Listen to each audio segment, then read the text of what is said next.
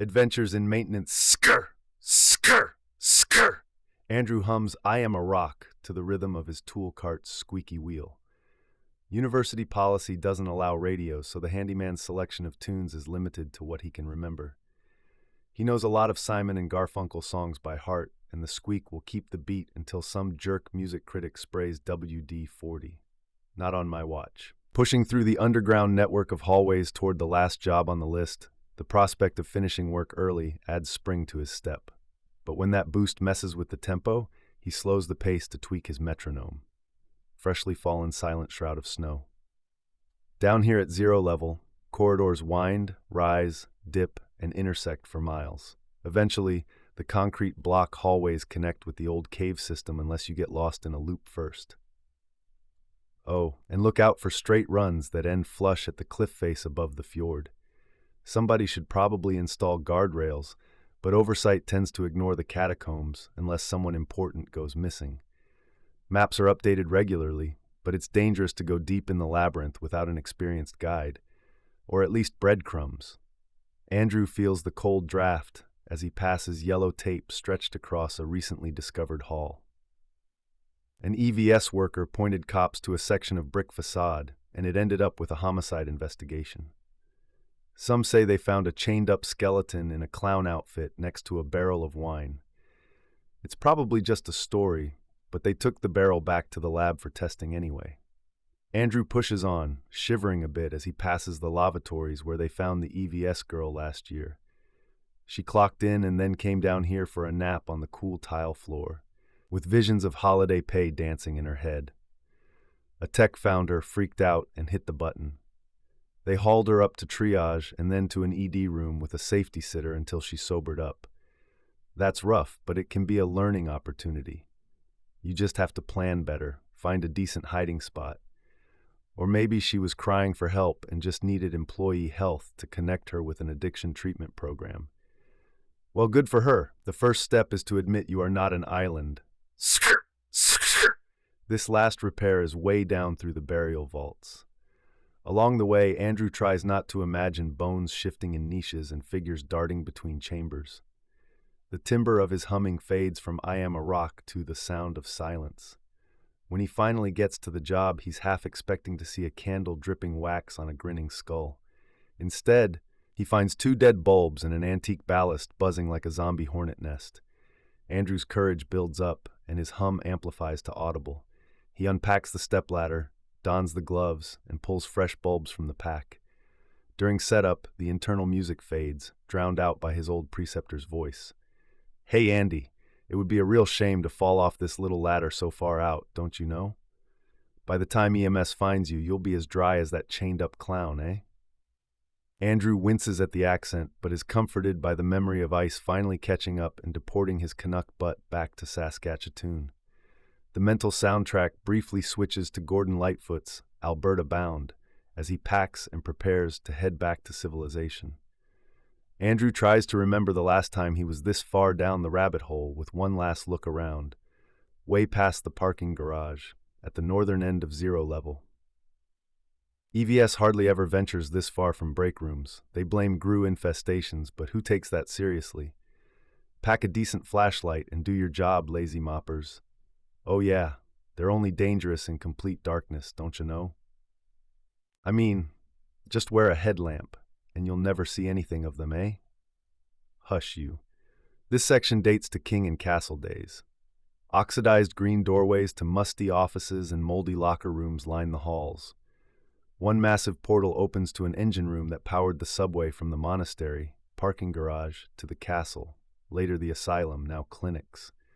Nowadays, the train wears a patina of green as it languishes on its tracks in the tunnel, offering a place to crash for night crew nursing staff between shifts. Eager to wrap up for a late lunch, Andrew negotiates a clumsy 3-point turn. But when he bumps into what looks like a solid block wall at the end of the hall, it rings hollow. Not sure if he heard correctly. The second hit seems to produce an echo. Intrigued, Andrew glances up the aisle before pulling out the mini sledgehammer to give a couple of test knocks. There it goes again. There's an open space past the hall's end, sealed off by a block wall. Now, why did they do that? What are they hiding? There's one way to find out. It could be a washout, a cave, or the hull may extend, and they sealed it off for some reason. Please don't be another dead clown. I should probably tell someone about it. Yeah, for sure, but you've got to think who to tell, eh? A bureaucratic mentality could stifle investigation for months, eh? And who's to say we'd be in on it? More than likely not. Andrew and the auditory hallucination agree that management hates risks and making big decisions. Instead, a mid-level manager will pass the buck up the chain of command, as per the EMUHS org chart. As it turns out, Andrew's people were explorers who didn't care for charts and paperwork. They generally assigned mid-management talent to relief rowing crews in their galley ships. The block disappears with his second blow. The sound of the crash resonates, suggesting a large open area. Andrew is excited, especially when the dust settles and he sees a faint blue glow coming from the left side, the west. Ooh, okay, no more demolition. Not if Andrew wants to keep his job. Besides, what if it's another crime scene or of archaeological interest? He doesn't want to risk contaminating the site. It's time to share the discovery with someone in authority. But who? Blake is the cheese, but his focus is on feeding the department. He would hand off to his assistant, Franklin, and go back to chasing mountain pigs. Franklin is bright but hyper-analytical. Preparation and investigation before exploration would take forever, and I might be left out. Further down the food chain, Koner would be interested and not worried about PR or politics. But he's always looking for the angle. How to best benefit himself. He seems to care about the department, but I just don't trust him. Ooh, but Tessel. I should have thought of her first. She will want to open the passage ASAP and probably let us stay on board. Ah, but you're right, Andy. Tess is the ticket. Let's get cracking, eh? Andrew is ready to head back when he notices some dust bunnies hiding in a dark corner, evidence that Monty pushed his floor machine this far. Oh, wait. Yes, there's a chair surrounded by candy bar wrappers. Judging by the dust on the seat, it has been a month since the sketchy old man last napped here. Even so, Andrew pushes a locker over the hole and kicks the bunnies around a bit. One last inspection, and the tool cart finally points back to reality. He intends to meet with the nurse manager after lunch and hopes to lead her back here soon. When the gray elevator doors open to the area between the cafeteria and interventional radiology, Andrew sees a mass of dark hair swirling around the far corner, heading toward the ED. That looks like her right there, but the skirt cart only moves so fast. He'll have to try her office. On the way, Andrew pops open a drawer and pulls out a sandwich of meat and mustard on rye.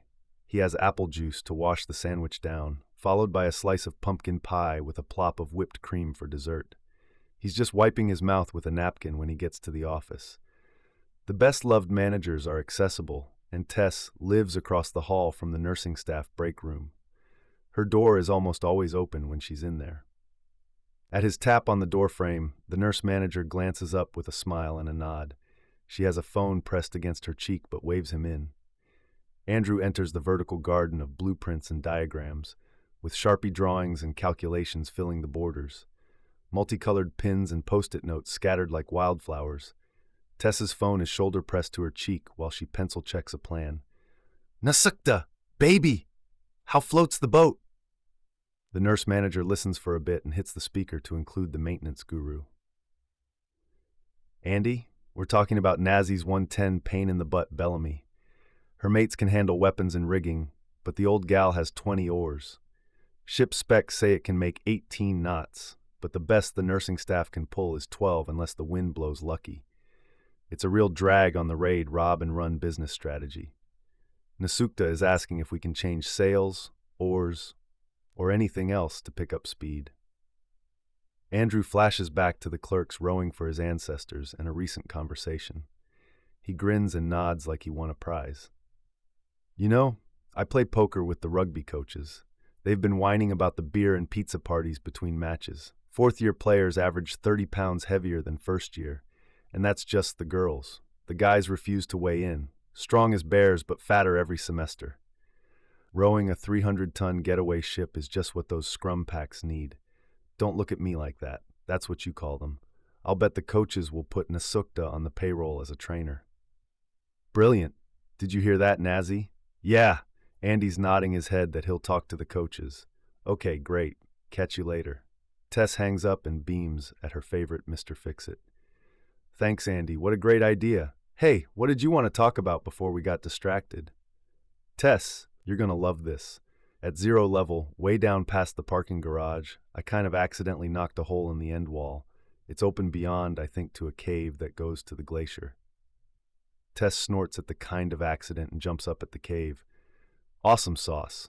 Did you tell Blake or Franklin? No? Don't worry about it. Does Conor know yet? Ooh, thanks for telling me before him. Are you free? Can we go check it out right now? Oh yeah, just as Andrew had hoped. Tess is eager as a teen, and you can forget about all that political quack. Andy found the cave, and the ED has dibs, but she didn't get her office because of her good looks and sparkling personality. Suddenly, serious dark eyes stare unfocused for a few beats before making another call.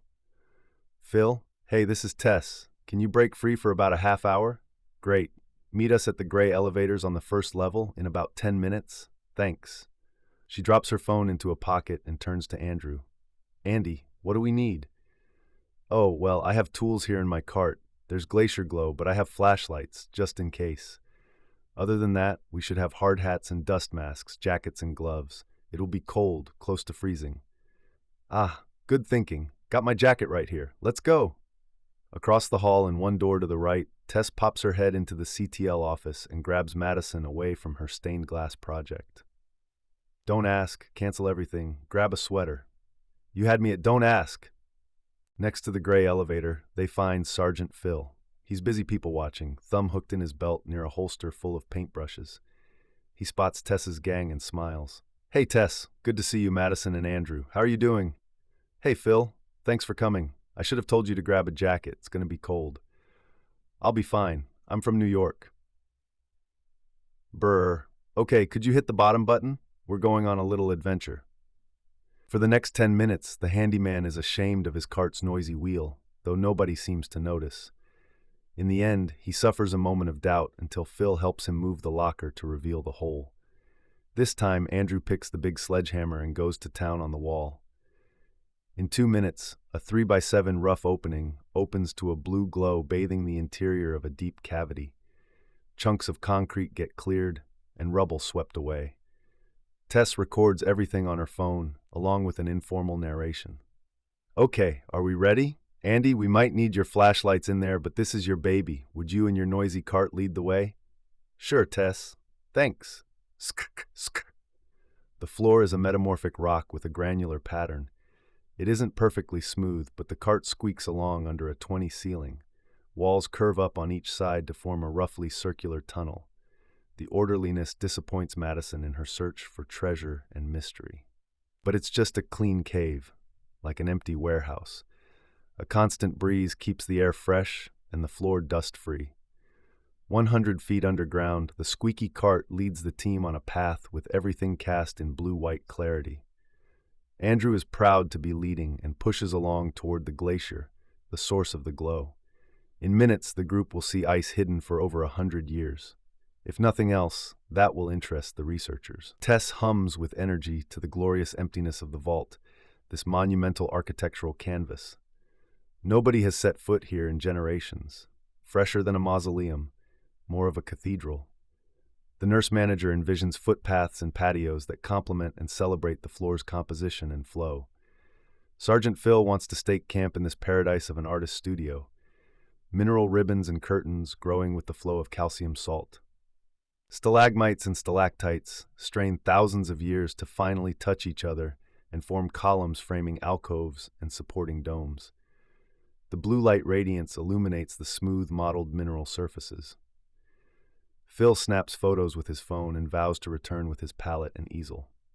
After a 5-minute hike, the cave has grown as bright as daylight. The round passage stops at the shining glacier wall, but the wall on the right branches off, and the group follows the curve without breaking stride. Suddenly, they stop dead in their tracks, staring into the eyes of a woolly mammoth. The beast was lying curled on its side in a deep rock niche. He seems to have floated and frozen in the same instant. The elephant looks framed in the recess like a museum exhibit, His big head twists up and outward like he's looking at the visitors with an expressive gaze of intelligence and concern. Long brown hair covering the body is locked in a standing wave like an underwater photo. Tess looks away and for a second can't remember how she got here. The hair is longer and darker on the lower legs and spills over the feet like a Clydesdale horse. Andrew can't help but smile at the thought of the fuzzy elephant pulling a prehistoric beer wagon, like something out of the Flintstones.